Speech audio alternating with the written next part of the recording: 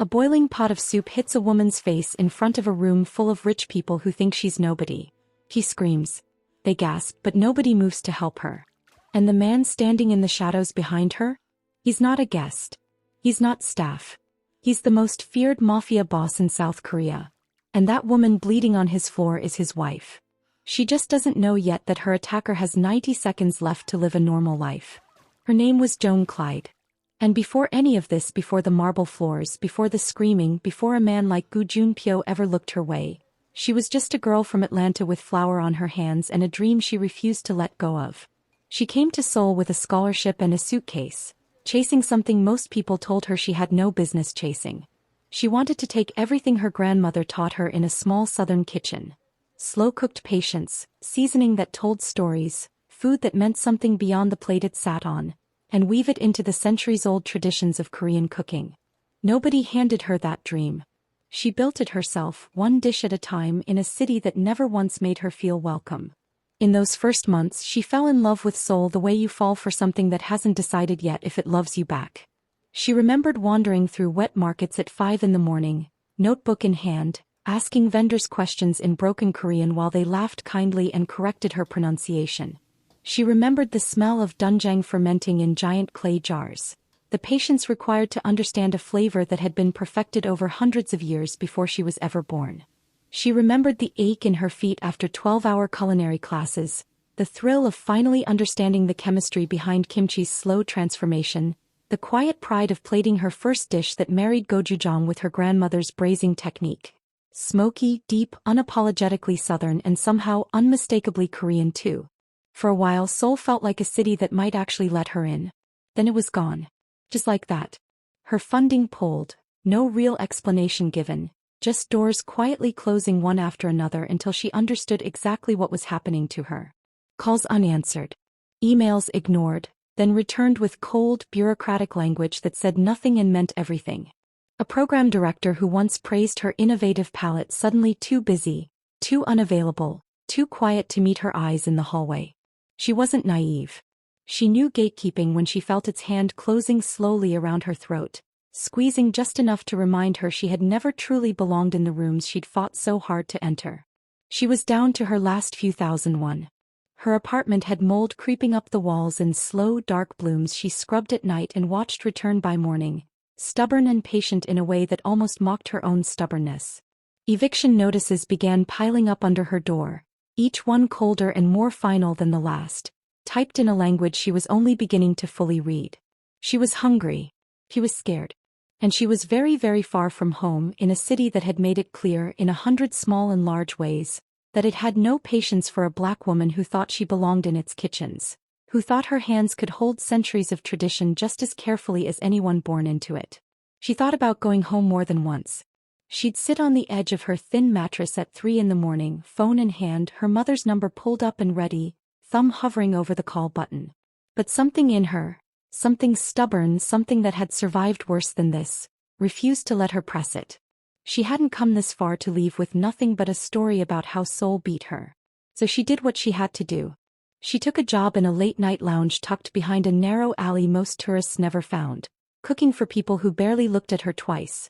Businessmen nursing soju long past midnight, lonely men in expensive suits who tipped poorly and talked even less, women who came in pairs to gossip over small plates of unju. She'd stand over that small, greasy stove at 2 in the morning, sweat on her brow, exhaustion behind her eyes, her wrists aching from hours of chopping and stirring, refusing, absolutely refusing, to let Seoul break the one thing nobody had ever been able to take from her. Her hands. What they could do with food. That was hers, and she'd burn down before she let it go. It was on one of those long aching nights, somewhere past midnight, with rain tapping softly against the kitchen window and the lounge nearly empty, that she first saw him. Welcome back, my Mafians. If this story already has you feeling something, subscribe, share this video, and drop a comment telling me where in the world you are watching from. He was a quiet man. Always alone in the corner booth. The kind of seat chosen so his back faced the wall and his eyes faced the door, a small detail Joan noticed without quite understanding why it mattered. He dressed like every move he made had already been decided 3 steps ahead, tailored, deliberate, expensive in a way that didn't announce itself, the kind of wealth that whispered instead of shouted. He'd order food and barely touch it, pushing it around his plate with a fork like eating was something his body had simply forgotten how to do. Nobody in that lounge knew why. Nobody knew that years before, a man he trusted, someone close enough to share a table with him, had slipped poison into his dinner, hoping to end him quietly over a business dispute that had nothing to do with food and everything to do with power. He'd survived. The assassin hadn't, not for long. But something in Gu Junpyo never recovered from that night. Ever since, his body fought him at every meal, throat tightening without warning, stomach turning at the smell of things that used to bring him comfort, every bite reduced to ash and suspicion no matter how skilled the chef or how trusted the kitchen. He was a man who controlled an empire stretching across 3 cities and couldn't trust a single plate set in front of him. He was wasting away in plain sight, his body growing leaner and harder by the month, and no one beneath him dared mention it, not even the doctors he paid handsomely to pretend they didn't notice. Joan noticed him the way you notice a candle burning low in a dark room quietly, but you can't look away. There was something hollow behind his eyes that didn't match the power radiating off him in waves. Something tired in a way that had nothing to do with sleep and everything to do with years spent surviving instead of living. She didn't know who he was. She'd never asked, never cared to. She just saw a man who looked like he hadn't been fed not food but something deeper, something human in a very long time. So she made him a plate anyway without being asked, without expecting a tip or even a thank you. Braised short rib, smoky, rich, slow-cooked the way her grandmother used to do every Sunday after church. Simmered low for hours until the meat fell apart at the gentlest touch, the kind of dish that took patience nobody in this fast, hungry city seemed to have time for anymore. She set it down in front of him without ceremony and walked away, the way she did for anyone, already moving on to the next ticket on the line. He took one bite. And for the first time in nearly a decade, Gu Junpyo actually tasted something.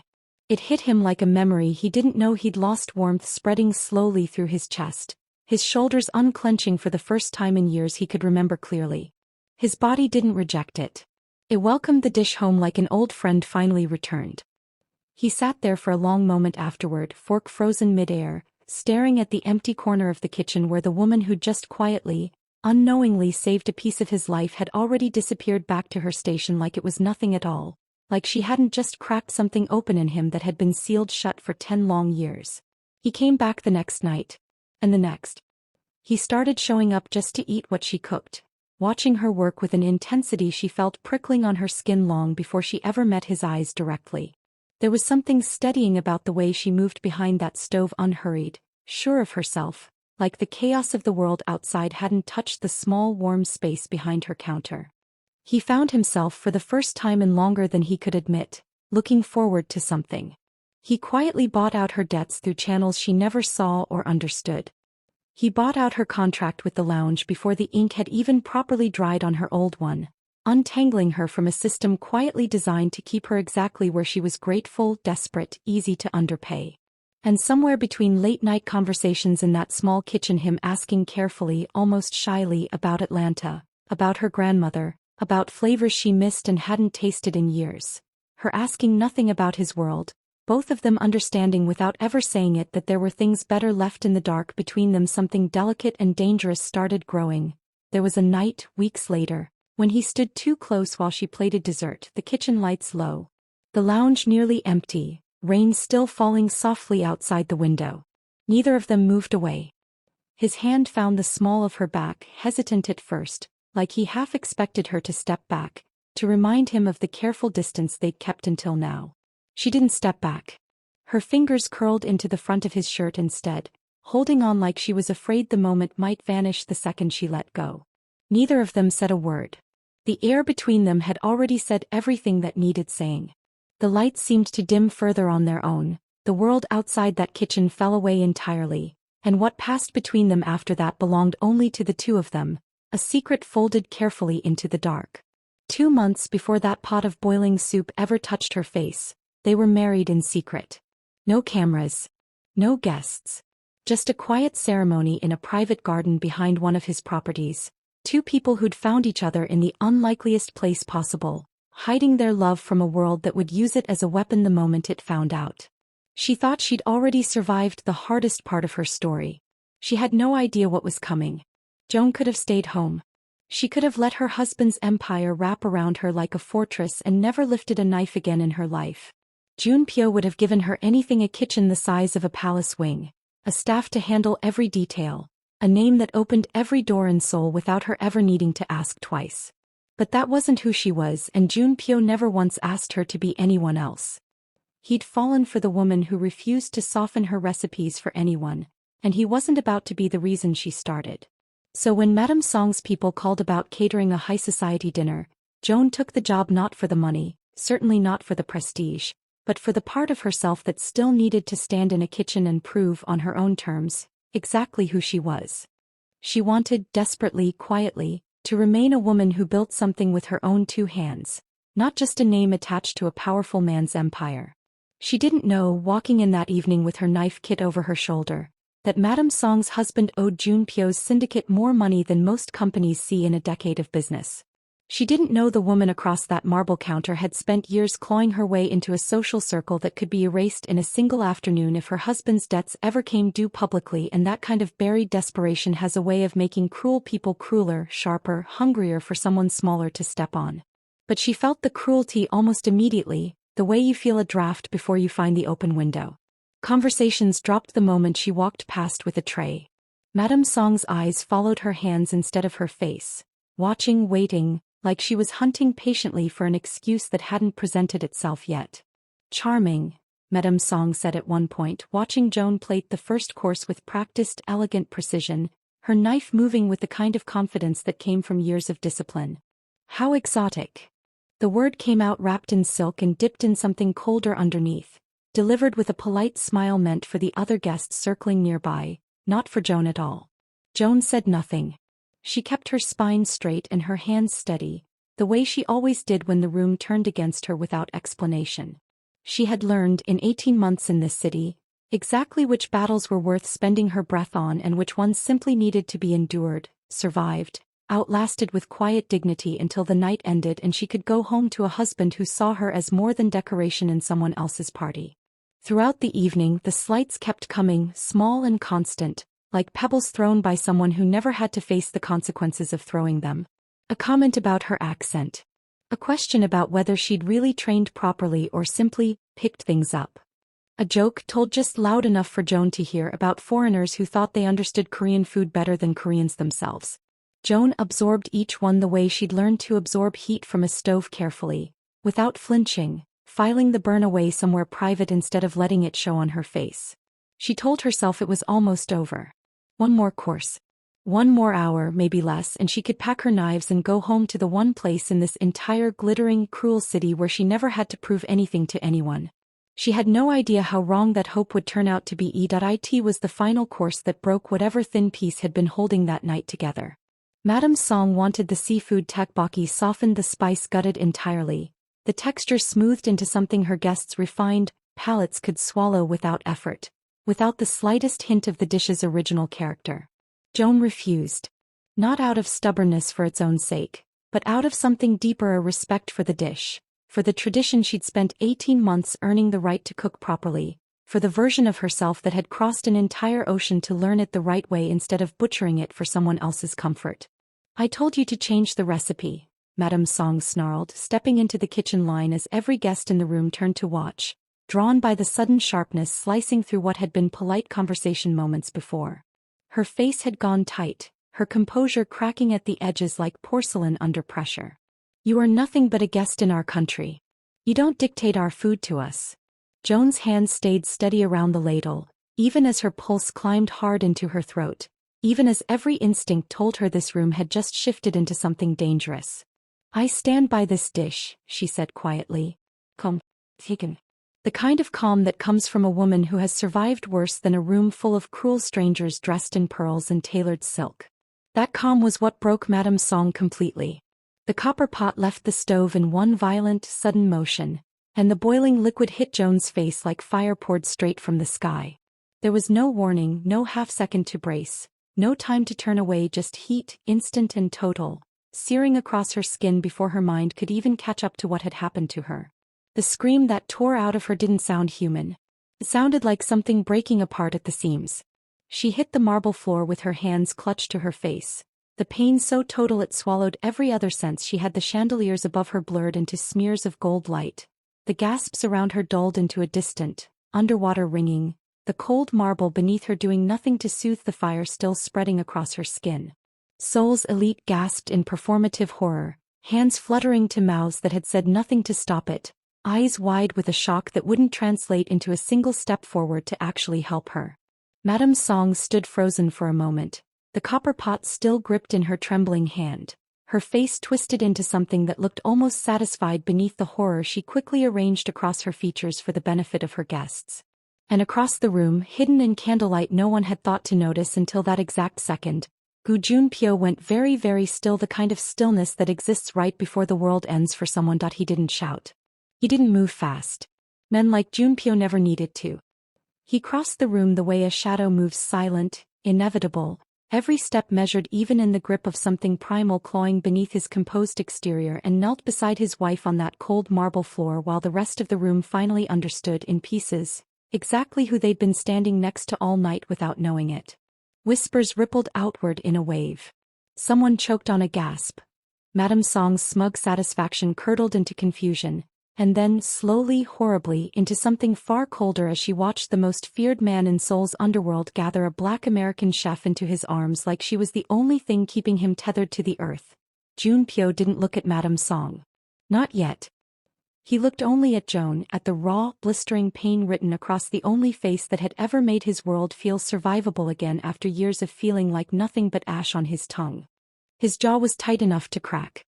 His hands, usually so controlled, so precise in every movement, trembled as he gathered her carefully against his chest, mindful not to touch the burns, his voice dropping to a low murmur meant only for her ears. "I'm here," he whispered against her hair, his composure fracturing in ways none of his men had ever witnessed. "I'm here. Stay with me. Look at me, Joan. Stay with me. Get the medics," he said next, louder, voice flat and terrifyingly calm in a way that made 3 grown men scramble for their phones at once, fingers fumbling in their haste to obey before he had to ask twice. Only then did his eyes lift to Madame Song. She felt it before she fully understood it, the temperature of the room dropping several degrees in an instant, the way every person near her suddenly took one small instinctive step back, as if proximity to her had just become something dangerous and contagious. She opened her mouth, maybe to explain, maybe to apologize, maybe simply to fill the silence pressing down on the room like a held breath. But nothing came out. Her voice had abandoned her the moment his eyes found hers. Madame Song didn't know yet that she had 90 seconds left of the life she recognized, 90 seconds of still being someone, of still mattering, of still believing her husband's money and her family's name could shield her from anything. She would learn the truth soon enough, in hours instead of seconds. But the ending had already been decided the moment Junpyo's dark eyes locked onto hers across that ruined dinner table, the seafood tteokbokki still smoking faintly on the floor between them like the last evidence of a world about to disappear. Junpyo didn't raise his voice. He didn't raise his hand. While Joan lay in a private hospital wing with bandages where her face used to be, machines humming softly beside her, for lines feeding her something to dull the worst of the pain, his vengeance moved like smoke through every account, every contract, every fragile thread holding Madame Song's carefully constructed empire together. He sat in the hospital corridor that night, still in his blood-stained shirt, her blood, not his, making 3 phone calls in a voice so quiet the nurses who walked past assumed he was simply speaking to family. 3 calls. That was all it took to set the machine in motion. 12 hours later, the Financial Supervisory Service launched a surprise raid on her husband's shipping company, built on evidence so clean, so meticulously untraceable, that even the most thorough investigator would never trace a single thread back to the man who'd quietly arranged it from a hospital waiting room.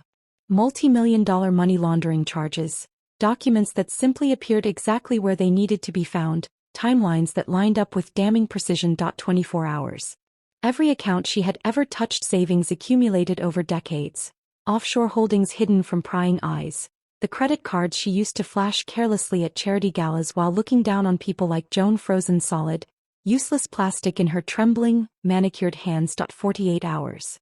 The penthouse she once stood in like a queen, the one with the marble kitchen and the crystal chandeliers that had watched Joan collapse beneath them in agony, seized under a government lien and sealed with red tape thick enough that she had no remaining power left to fight it, no friend left willing to make the calls that might have once saved her. By the 3rd day, The woman who once called Joan worthless was packing a single suitcase in an apartment that no longer technically belonged to her.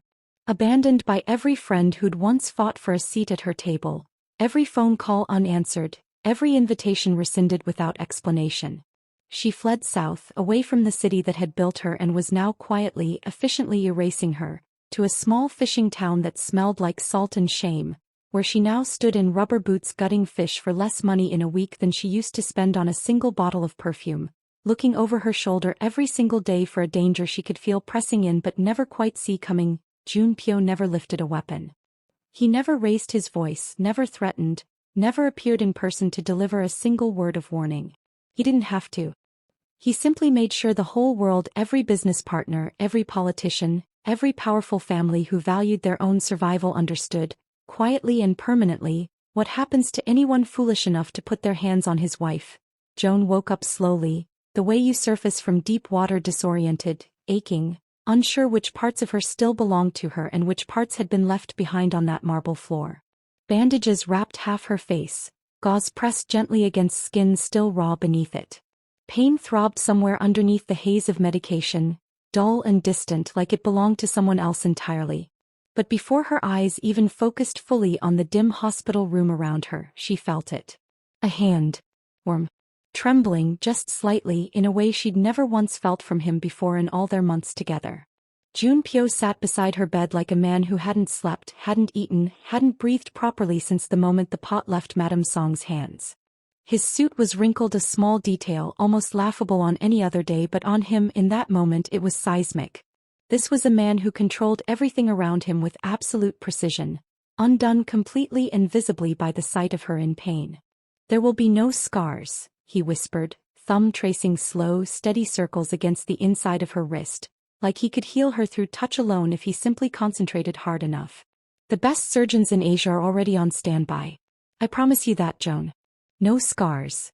"You went too far, Junpyo," she murmured, voice raw and barely audible, eyes searching his through the lingering haze of medication, though there was no real accusation in her tone, only a quiet acknowledgement of the man she'd married, the one whose love came wrapped in danger she'd known about from the very beginning.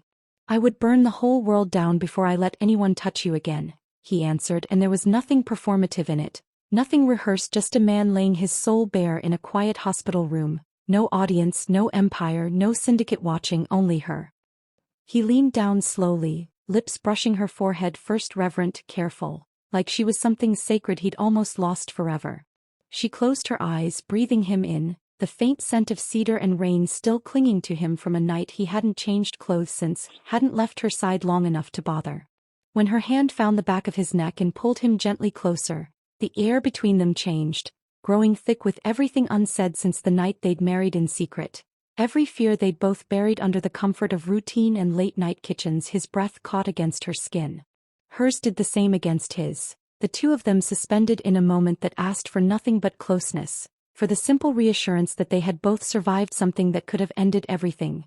The hospital room dimmed around them, the machines, the bandages, the danger still waiting somewhere outside that door, all of it fading slowly into something distant and unimportant, replaced instead by warmth, by closeness, by two people remembering exactly why they'd risked everything to find each other in the first place, in a city that had tried so hard to keep them apart. There was nothing rushed in the way he touched her, nothing careless or hurried. Every movement was a question asked softly against her skin, and every answer she gave him back was breathless and certain, full of trust built slowly over months of late-night kitchens and shared silence. What happened next belonged only to them, behind a door the rest of the world simply wasn't invited through. Months passed, slow and healing. Her scars faded into nothing under the careful attention of the surgeons Junpyo had promised her. The skin that had once blistered under boiling liquid grew smooth again, and the woman who emerged from that long recovery was somehow more radiant than the one who'd walked into Madame Song's kitchen that fateful night, steadier, sharper, entirely unafraid of rooms that once made her shrink. Clyde's opened in Gangnam not long after her name in elegant lights above the door, her food finally on every table exactly the way she intended it, a kitchen that answered to no one but her own exacting standards. The restaurant was heavily guarded, discreetly so, men in dark suits stationed quietly at every entrance who never once made the warmth inside feel like it was under threat. who simply ensured that warmth could exist undisturbed. Junpyo sat at his usual corner stool every single night, a glass of something he barely touched in front of him, watching her command that room with the kind of pride most men reserve only for empires, never for restaurants, except this was both in its own quiet way. She had built something this city tried to take from her twice now, and both times she'd rebuilt it bigger, brighter, more unmistakably hers than before. Customers came from across Seoul just to taste the dish that had nearly cost her everything, served now exactly the way tradition demanded, unapologetic and proud on every single plate. Until their anniversary night, when the restaurant doors locked at midnight, the last guests gone, the staff dismissed, and an enforcer Junpyo trusted with his life slipped quietly through the kitchen with a phone that wasn't supposed to ring. "Boss," he said quietly, glancing toward Joan across the room like he didn't want her to overhear what came next. "We intercepted a shipment at the docks tonight. It belongs to the old syndicate faction out of Tokyo, the one we thought had gone quiet for good. They know about Madame Song's downfall. They've put the pieces together and they know exactly who Joan is to you now. They're coming for her." Junpyo's eyes turned cold and still as he pocketed the phone without a single visible flicker of alarm, his gaze drifting slowly back across the warmly lit kitchen to where his wife stood laughing under the soft glow of the lights, wiping flour from her hands, completely unaware that somewhere out there in the dark waters beyond the city she now called home, a new storm had already learned her name.